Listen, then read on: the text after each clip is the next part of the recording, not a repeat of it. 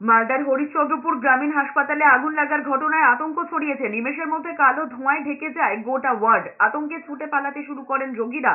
আতঙ্ক ছড়িয়ে পড়ে কর্মরত চিকিৎসক নার্সদের মধ্যেও। জানা গিয়েছে মঙ্গলবার হঠাৎই হাসপাতালের পাশে আবর্জনার স্তূপের আগুন ধরে যায়। বিষাক্ত ধোঁয়ায় ঢেকে যায় সমগ্র ওয়ার্ড। ধোঁয়ার বীভৎসতায় প্রসূতি থেকে শুরু করে অন্যান্য রোগীরা ওয়ার্ডের বাইরে বেরিয়ে আসতে শুরু করে। ছড়িয়ে পড়ে ব্যাপক চাঞ্চল্য। চিকিৎসক নার্সেরা চেষ্টা করেন রোগীদের সুরক্ষিতভাবে বাইরে বের করার। তারাও শ্বাসকষ্টের কারণে সাময়িকভাবে অসুস্থ বোধ করেন। খবর দেওয়া হয় দমকলে। খবর পেয়ে ঘটনাস্থলে দমকল পৌঁছে পরিস্থিতি নিয়ন্ত্রণে নিয়ে আসে।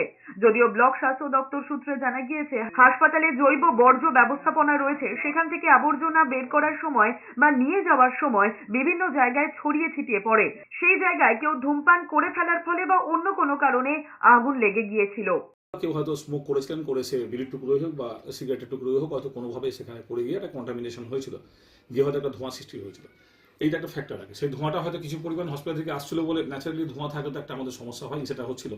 যখনই আমরা জানতে পারি, আমরা একদম প্রম্পট অ্যাকশন নিয়ে, মানে তাড়াতাড়ি করে আমার সমস্ত অ্যাকশন নিয়ে আমাদের সমস্ত স্টাফ সেই ধোঁয়াটাকে নিভিয়ে আমরা উইদিন 5 থেকে 10 মিনিটের মধ্যে সেই ধোঁয়াটাকে আমরা কন্ট্রোল করে দিই। করে আমরা ডিউটি অবস্থায় ধোঁয়া দেখতে পাই, এখন ছড়িয়ে গেছে ওয়ার্ডে। সেই মুহূর্তে আমি ও কর্তব্যরত যারা আমাদের সিস্টার দিদিরা রয়েছেন, দাদারা রয়েছেন, সবাই মিলে পেশেন্টকে ইভ্যাকুয়েট করার জন্য লেগে পড়ি।